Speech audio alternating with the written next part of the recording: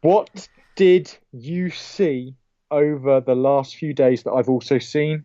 There's what's it called again? I forget what it's called. This little indie film. You might not know it from a pretty unknown studio. It's I not think on. It's quite rare. Rare you can catch it in cinemas. I think it's the second one. I don't know if it's a series. I imagine people probably haven't seen I can't imagine something many have seen the first one. To be fair, Galaxy Quest, not Galaxy Quest. Gorgy Galaxy. God, there's a little It's like it's a like a vole. There's a little angry vole, and there's a root man. There's a root baby. and like a toad girl. Cut the bullshit. We saw Guardians of the Galaxy, yes. Boom, boom, boom. Yeah, we did, and it. I saw it. You saw it. I saw it twice. No, I almost wanna. You've seen it twice. I've seen it twice. So this is the defining verdict on Guardians of the Galaxy, because among us, among two mere mortal men, we have seen it an unfathomable amount of three times. Oh, Martin, what is it better than the first one? it is just as enjoyable. If not, I would say probably more enjoyable. Really? Yes, I really enjoyed it. I do want to go watch it again. I mean, you've seen it twice. I know. I want to see it a third time. And can we just unanimously, we wanked all over the first film, didn't we? Yes. To put it lightly. Like, I still think the first Guardians is a hot contender for possible front runner of the Marvel Cinematic Universe. Oh, for At sure. least, if not the best, certainly the most subversive, the most out there, the most oddball, the most film and cultural literate, perhaps the best time. You know, with a mix of its kind of jukebox pop aesthetics and soundtrack to its like snappy, out of the park humor, courtesy of the great James Gunn, who I'm, glad to see goes from strength to strength because I've loved him back when he was, not to sound like the It sounds like you are. well, okay, to sound like that, I liked him before he was cool. I did. I used to love. Well, I loved Slither, his first film he wrote and directed. Then he did Super, which I thought was absolutely brilliant. Which was a kind of even darker, even more violent, even more satirical subversion on the kind of superhero story than even Kick-Ass, which it unfortunately came out about a few months too late afterwards to kind of get the recognition it deserved, and not to do down Kick-Ass, which I think is Kick-Ass.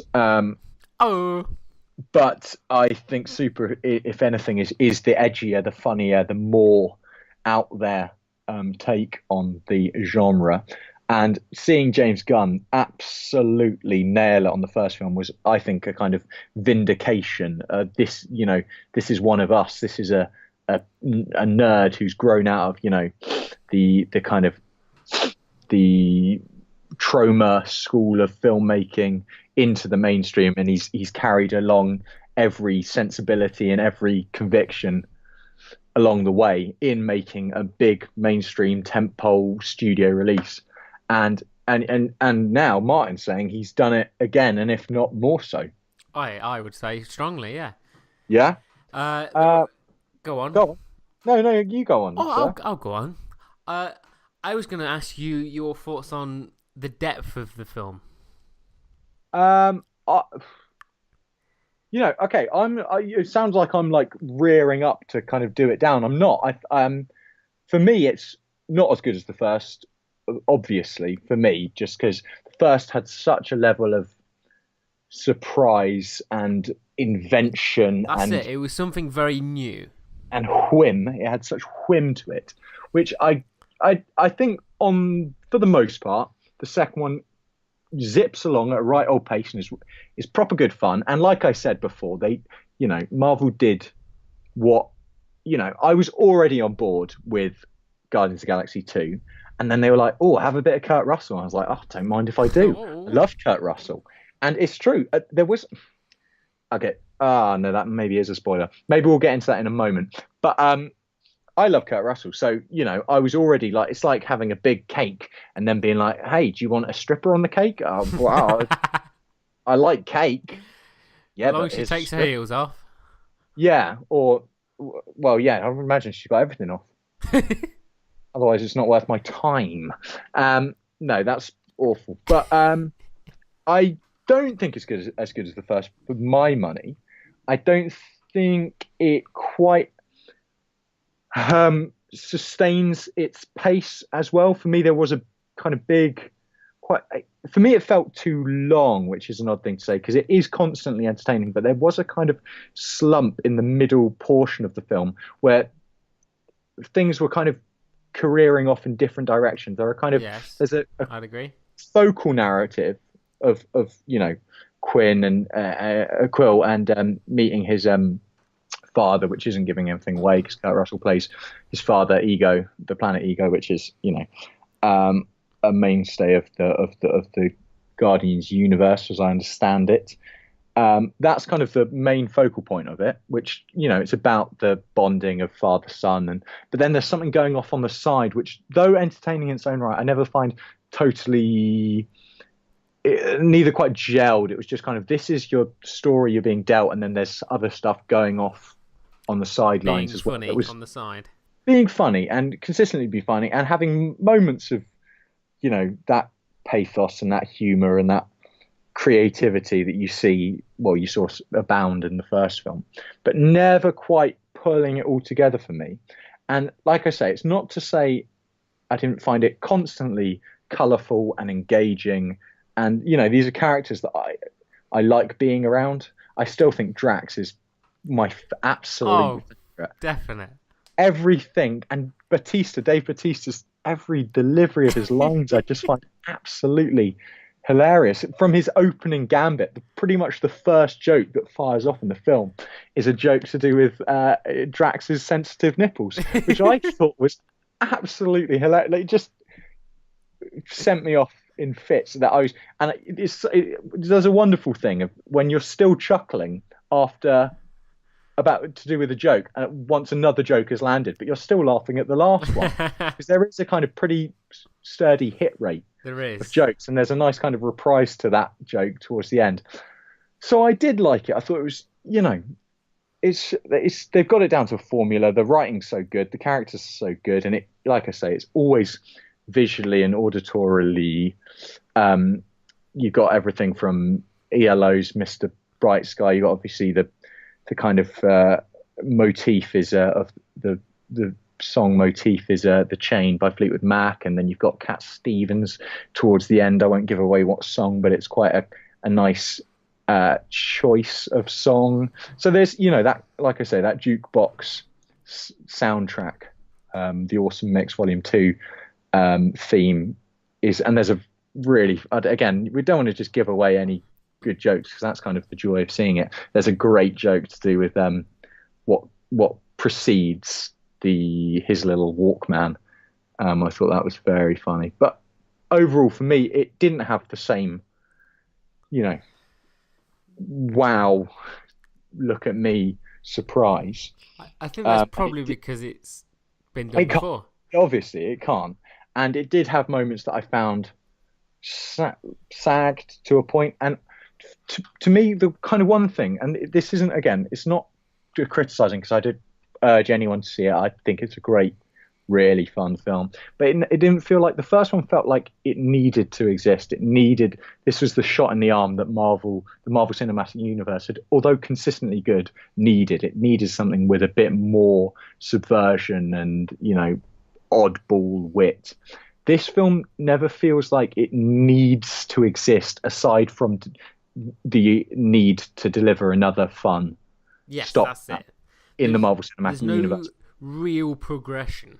There's no real progression. There's nothing. Obviously, Peter goes through a degree of a journey, but in the end, everyone's to more or less extent where they were at the beginning. There's no. It doesn't feel like there's a kind of proper thematic or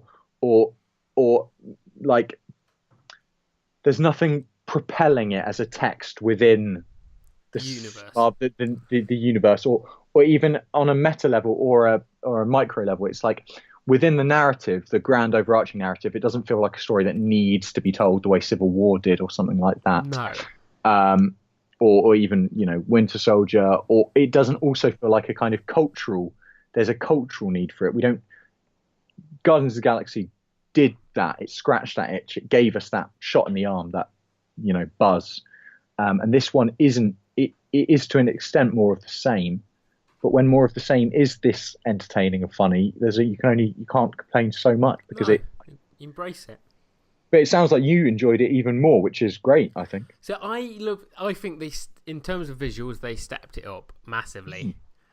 It's lovely, really lush, screen-filling vistas, and there's so much going on, especially when you do get into the Ego's planet and so on. There's a lot going on, and it looks great, and it sounds great, It does exactly that, and because basically the way I viewed the first time I saw the film is I went to a special, so I watched the first film this is all 3D IMAX. I've never seen it before. This is why I went. Oh yeah, how does it look in 3D? Really good.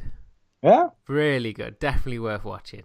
Oh. And then obviously we had a short break, but then the second film came straight on, and you could see just the quality of each shot, the colours that were going on. It was just like a progressive step, which was really sort of.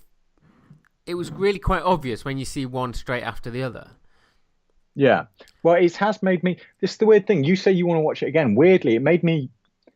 I've seen the first film 4 or 5 times, probably. Well, maybe at least 3 or 4 times, definitely. And it's made me want to watch it again. But I haven't come out going, God, I really want to see Guardians Volume 2 again. I haven't had that yet. It's quite likely I will see it again, and I'll enjoy it again. But it didn't do anything groundbreaking for me on any level. But when I watched it the second time, I watched it then the following night, and I realised just how quick it seemed to finish for me. You said how it seemed long for you. Yeah, that's I thought it was very quick. I didn't think a huge amount happened. That's what I mean. I don't think a huge amount happens in the film. And that's why there was a moment in the middle that kind of lagged. And also there is, okay, I don't know, brief spoiler warning, but it's not a great mystery to say that I think Kurt Russell being in the end a kind of bad guy. Yeah. I don't think that's a huge, well, it is a spoiler, but whatever. For me, this isn't a fault of the film, but for the kind of godly regard that I hold Kurt Russell in it, that I prescribe to Kurt Russell, whenever that fight was going on, I was like, how am I not meant to be rooting for Kurt Russell? I'm always going to be rooting for Kurt Russell.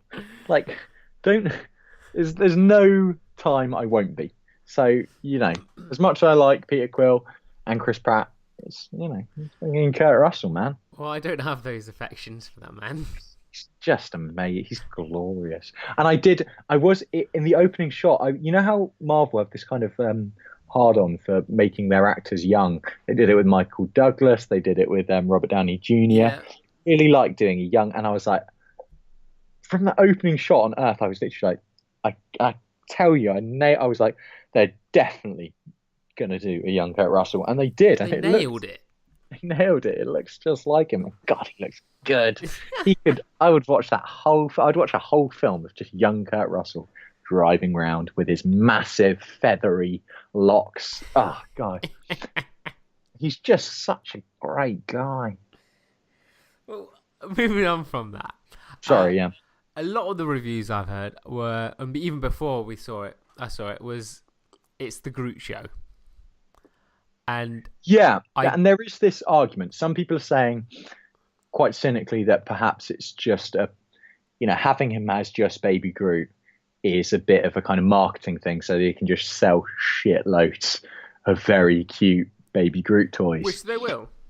which they will, of course. And to a point, he is good. And then there's that lovely little gag at the end where it's kind of teenage Groot, which I thought was very funny. Oh, that's a spoiler about the way. Oh, fucking, we've done, spoiler gate. You've all seen it. Well, I did a spoiler warning for the Kurt Russell Oh, bit. there you go. Tune Yeah. back in now for no more spoilers. Yeah, a bit too many stings though at the end. What did he do? Five post There were credit. 5, yes, and It was a good way because it meant you never had to watch the credits for too long before there was another one again. no, and it was, And do you know all about yeah, the post-credit scenes? About all of them? I know about a few of them. It's funny that you had the Watchers pop up. Yes. I've been expecting to see for a while in the Marvel Cinematic Universe, or in the kind of Avengers world or whatever. And they were one of those ones that I thought would eventually become quite a. But in this, they were just a kind of throwaway gag with Stan Lee, which I thought it was quite funny. But it's solidified that the whole theory of Stan Lee being a Watcher. He doesn't actually play Stan Lee; he plays a character. Yeah, there's a lot of kind of well, they like to give people room to ruminate on that. Well, I that's did it. They've like this. clarified that. That is, he is actually playing a Watcher. Is he? He's not just Stan Lee being an appearance. He is a Watcher, and that's why he's in every episode, every film, pretty much, apart from Logan. I think it's been. Was it? Well, he's not in the. He's not in. Well, yeah, he's in. He's in all the MCU films, and then there's a couple of the Fox and Sony ones that he's not in. But yeah, which I thought was really cool. We're probably just opening up now about the film.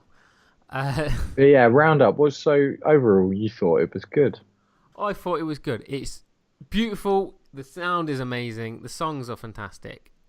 The characters are lovable. You want to watch it. You need to watch it, and it'll be a great watch no matter what. It will. No, it's a totally good, super fun, really likable. They've still got a lot of goodwill on their side. This kind of troupe, and the charisma's just shines through. It's a totally good film. I don't want to do it down by saying that I didn't totally gravitate towards it the way I did the first film. But for me, I don't think I ever was going to. But yeah, it's a comfy pair of slippers. Marvel has become that, and it does not disappoint, to be honest, really. Apart from my slightly more pernickety, I want a bit more.